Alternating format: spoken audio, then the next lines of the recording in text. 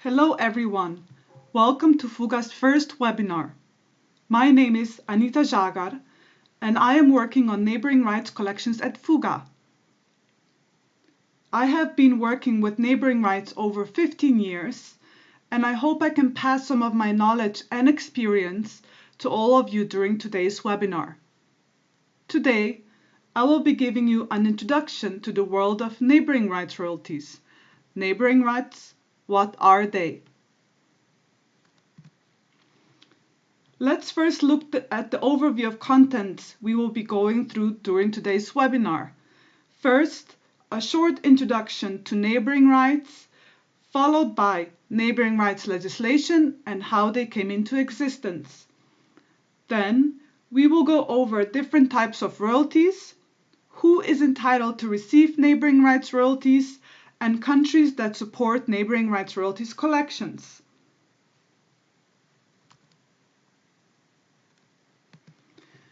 In our second part of this webinar, we will touch base on the PRO, with other word neighboring rights societies, how they work, why are PROs solely responsible for neighboring rights collections, how they collect revenues and from where, and of course, last but not the least, how they pay out these monies to the rights holders. So, let's immediately dig into the secret world of neighboring rights. What are neighboring rights? The term neighboring rights is translated from French expression droit voisin, and sorry for my French, which basically means other rights. If you are familiar with publishing rights, you will know that these were established in early 1900s, while neighboring rights were only recognized in the early 1960s. Therefore, we are referring to neighboring rights royalties as the rights that are neighbor or similar to publishing, so something similar but not yet quite the same. This is the reason why the term neighboring rights got very much promoted throughout the years. Other terms which are also used are performer rights, or artist right, or broadcasting right, etc. There are definitely many. So simply said, neighboring rights is all about the money owed to an artist or a label when their track is publicly performed.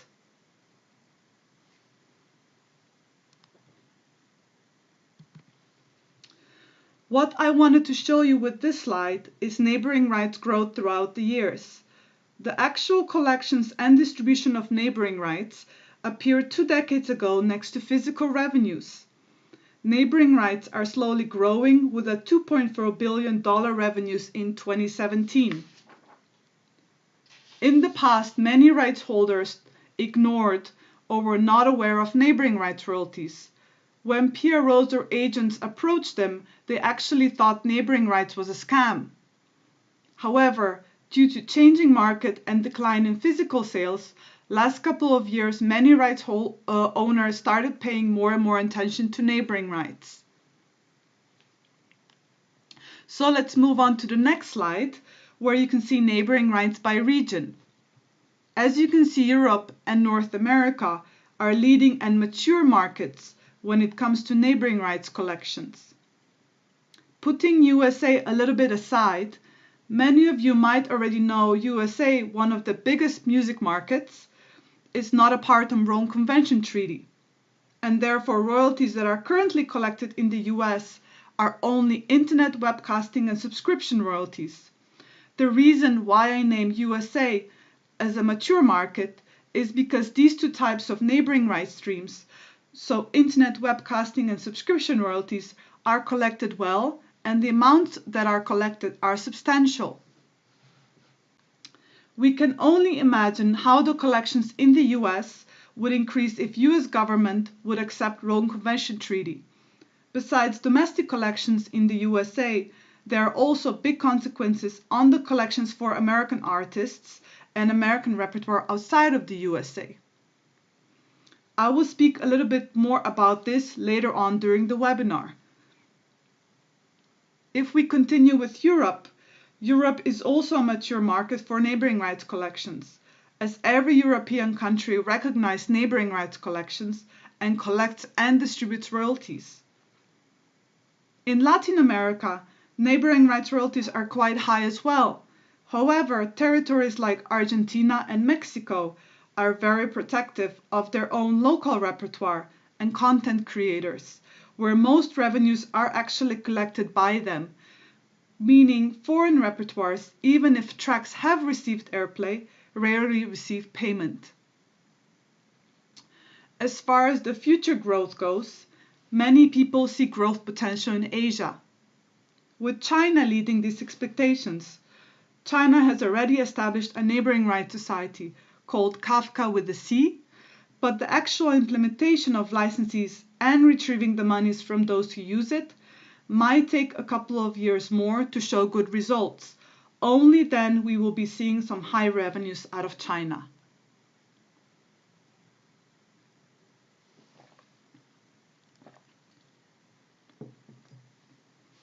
Moving on to the neighboring rights royalties legislation. First and the foremost, most important legislation which created the existence of neighboring rights is the Rome Convention Treaty that was signed in 1961. Rome Convention protects performers, producers of phonograms, and broadcasting organizations. In 2018, there were 93 signatories of Rome Convention Treaty. As I just mentioned, USA is not one of them, which has a significant impact on the neighboring rights collections in the US. Currently, webcasting and internet streaming are collected by a neighboring rights society called Sound Exchange. Besides the collections in the USA, the non-acceptance of this treaty has also implications on the US repertoire outside of the US. Further on, some more important treaties and agreements which followed Rome Convention Treaty are TRIPS, that was signed in 1994, is the international legal agreement between all the members nations of the World Trade Organization, which agreed on the trade-related aspects of intellectual property rights. WPPT Performance and Phonograms Treaty, which was signed in 1996, which covers digital use, private copy, and rental use. We will go through these types of neighboring rights royalties in our next slide. And then further on, some organizations which are important for neighboring rights, and this is for your information only. It's WIPO, the World Intellectual Property Organization, SCAPRA, Societies Council, and IFPI.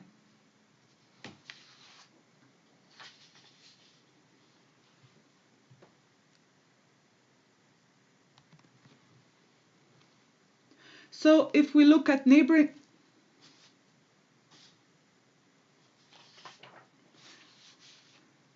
let's now touch base on the neighboring rights income streams. Most people think that neighboring rights equal airplay royalties. Airplay royalties are of course a big part of neighboring rights income, but are not the only one. If you look at this slide, you can see many more, so let's go through them together. As I have just mentioned, neighboring rights consist of broadcasting and airplay, which basically is music that you listen to on the radio or TV. Examples such as Sky Radio, BBC, etc. The next one is public performance, the music that you listen to when you visit bars, restaurants, hair salons, which is basically background music played publicly. Digital use, which is music webcasted or streamed online. Examples such as Pandora, iHeartRadio, etc. And let me point out here that this does not include on-demand streaming and downloads. This is the income stream that is paid and collected in the USA. Private copy. This is a levy that is imposed when you buy a blank CD. However, these days, due to streaming age, private copy royalties are rapidly decreasing. Countries such as France, Germany, Spain still pay these royalties. Moving on to rental and lending. These levies are usually earned from libraries or rent shops. And last but not the least, music videos. Royalties earned from any music video channel, such as MTV or Viva Music Channel in Germany. This only applies to rights holders or labels because this income is not available for performers.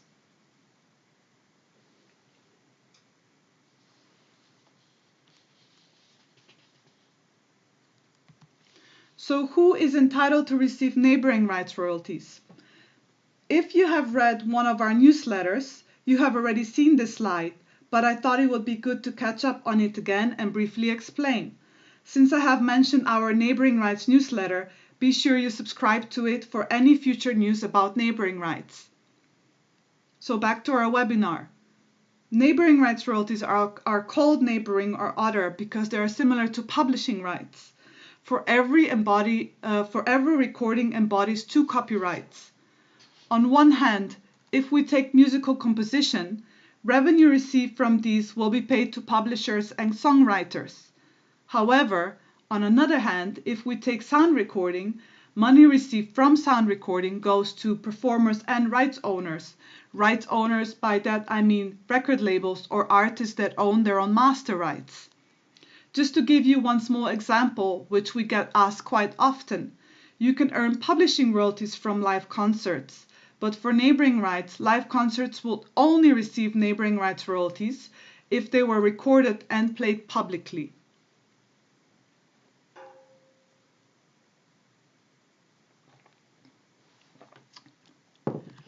So if we look at neighboring rights royalties only and more specifically, neighboring rights royalties get divided between performer and master owner equally.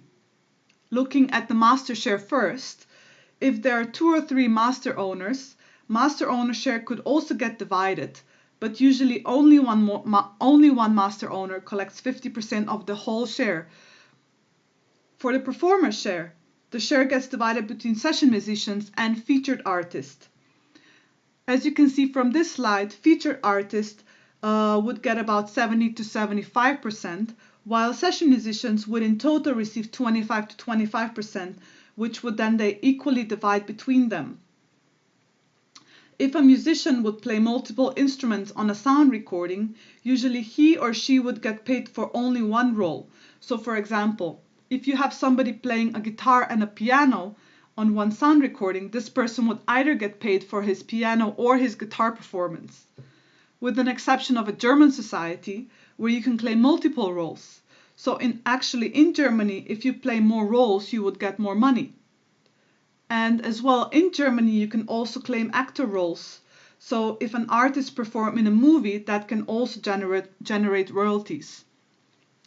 In the case of a band, if we look at the band as well, performer share would get split equally. Let's take Maroon 5.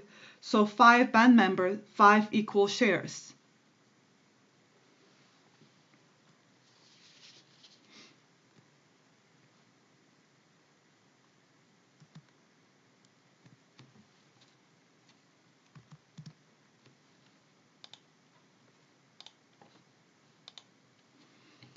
There are 93 countries that recognize neighboring rights. Although there are general guidelines on how to implement the treaty into each country's legislation, each country still interprets and implements it on their own. This results into each PRO's different collection methods, rules of distribution, and repertoire registration methods. In Asia, for example, some PROs are still struggling how to set up collection system and afterwards distribute royalties. Unfortunately, there has been no universal way to collect monies from those who use it, and no universal database to connect all the performers and master owners to the track that received airplay. I will speak a little bit more about this at the end of the webinar. But let's investigate first how PROs work in general. Moving on to the second part of our webinar. Basically, general mission of all PROs is the following. Neighboring Rights Society, or PRO with different words, represents interest of artists, session musician and producer to make sure the Neighboring Rights Act, which was accepted with the Rome Convention Treaty, is implemented and money is collected once the recording is played in public. The ways they do that could differ per country. Why are PROs solely responsible for neighboring rights collections? Can't we just do this ourselves? The reason for this is after Rome Convention Treaty, Every country has individually implemented and introduced neighbouring rights into their legislation, and it's up to each individual country to also provide sanctions if the law is violated. Therefore, in general terms, by the Neighbouring Rights Act in each country, PRO can be established by the appointment of the government. However, this is not applicable for all countries. For example, in Brazil, anyone can establish a PRO. Currently, there are actually 9, as long as you follow the regulations and procedure that are imposed by the main body called ICAT, that was appointed by the government to deal with the neighbouring rights collections. So as you can see, every country has different rules and regulations. So how do PROs collect revenue? When music is played outside the domestic sphere, for example in shops, offices, bars, etc., this constitutes public performance. For such public performance, most PROs ask a fee in a form of a yearly license. Here there are some examples who pays: cinemas, fairs, live music, restaurants, guest houses, offices, background music on websites. So as you can see, there are quite many.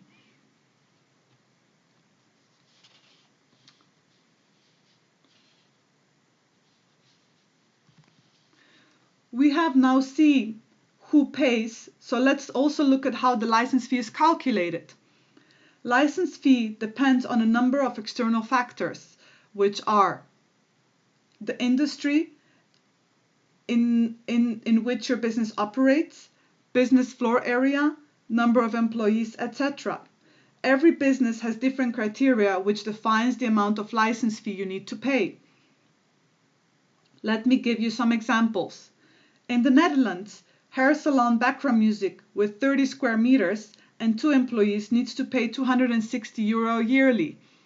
In the UK, for example, workspace that use background music up to 600 square meters needs to pay around £140 yearly.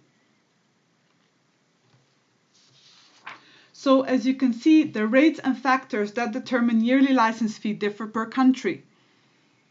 How do radios and TV stations pay? Most of the time, their payment is calculated per audience reach, so how many listeners they have, and how much income they earn on a yearly basis. If they're national radios or TVs, most probably they would have an individual agreement with the PRO directly that would be separately negotiated and different from all the factors that I've just mentioned. Further on, these days many people stream their music, and many would think that they could just switch to Spotify or other DSPs in their shops and avoid paying their PRO license fee. But please note, using music from streaming platforms is not permitted for business purposes. Consumer streaming services are for personal use only. So if you play music publicly, make sure you take a note of this. Again, these examples are for your information only. I have mentioned them to give you a little bit more insight into how neighbouring rights are, as it could vary from territory to territory. So now that we have looked into how PROs collect revenues, let's move on how they distribute revenues to performers and rights holders. Besides yearly license fees, PROs also receive playlists from licensors. Combined playlists and rate per minute of playlists determine how many times a certain track got played. Once all playlists are put together, a number of plays per track is calculated. This will result in payment to artists, session musicians, and producers.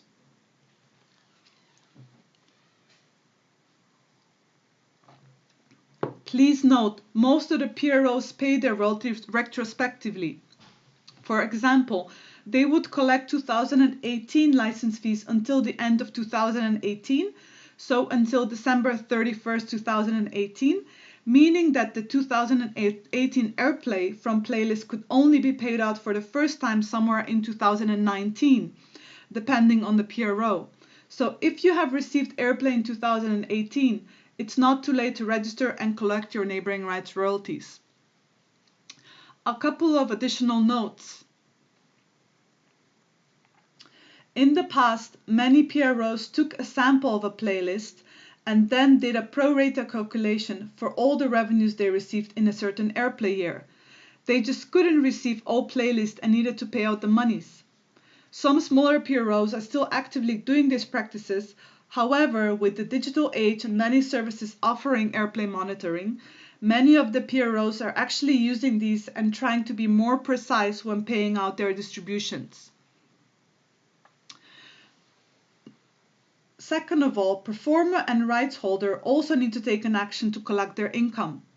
A performer or a rights holder need to become either a member of a PRO or mandate somebody else in order to collect revenues on their behalf, provided they had airplay, of course. Without these two actions, PROs will not distribute revenues to performer or a rights holder. If we look at the point 3, cut-off airplay years, if the monies are not collected in time, so most revenues have a cutoff year between 1 to 5 years, the monies will disappear into black box and be redistributed to other members in the year that follows the airplay year. Let me give you an example. This year, 2019, most of the PROs will pay out 2018 airplay year. 2018 will still be possible to collect with some PROs until 2020 or with other PROs until 2023. After that, the royalties will disappear and be redistributed to other members. So please make sure you collect your royalties on time.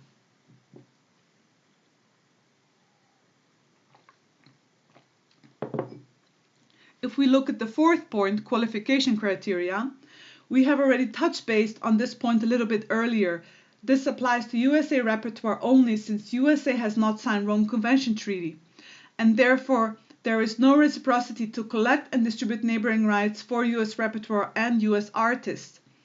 Although Sound Exchange is present in the USA and is considered a neighboring rights society, they in fact only pay online radio royalties such as webcasting and internet streaming, so as we saw before, one of the neighboring rights income streams. The collections of Sound Exchange are quite substantial, but for USA repertoire to qualify for neighboring rights collections outside of the US, there is some specific criteria that needs to be met. If non-American labels think that this not apply to them, let me tell you that anyone that goes to USA and records their records in the USA is subject to these rules. You could have a Canadian label, but if one of your artists went to LA to record one track, for example, this might have an impact on your neighboring rights collections for that track. So in fact, this information is useful to anyone. So let's look at these criteria together. What would make your repertoire qualifying is, and you can see here on the slide, from number 1 to number 5, country of recording, country of record label, nationality of artist, nationality of session musician, or country of mastering. One of these should be non-USA to qualify for collections of neighboring rights somewhere. So somewhere, I mean, could be one territory, could be 2, could be 10, but it depends what kind of criteria you follow.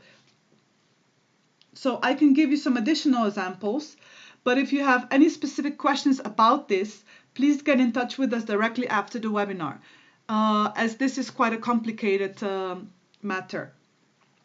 Let's say we have an American label. With American label, I mean entity based in the USA that recorded one product in France. This would make this whole product qualifying in specific territories. On another hand, in some territories, even a non-US country of mastering could make a difference and bring royalties. Hence, all of this information is quite important, and it is crucial that all PROs, where performers and rights holders want to collect from, are aware of it. So please know that you submit this information. Moving on to the next point. Make sure you collect all of your revenue streams. Many record labels are not aware that videos can also be collected, or if you get a private copy. If you have a popular single, this will bring quite a substantial amount of money in the right territory. And then last but not the least, collect your royalties now. Many performers and rights holders were or are very skeptical of collecting their neighboring rights royalties, first thinking it was a scam. I sometimes still deal with this now. Or thinking of neighboring rights royalties as something not very important and having an attitude, we will deal with this once we have a little bit more time. Please note there is a time limit for all of these collections, and it's a shame if your royalties would fall into black box. So these were just some additional points I wanted to bring out during today's webinar. If you have any specific questions about this, please get in touch with us directly after the webinar.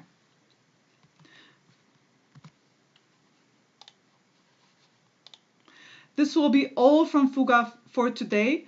Thank you for attending our first webinar, and be sure to tune in into our next webinar where we will be speaking about good practices in collecting neighboring rights royalties. We will be repeating some of the tips I mentioned today and giving you more insight on how to best collect your neighboring rights royalties. RSVP today.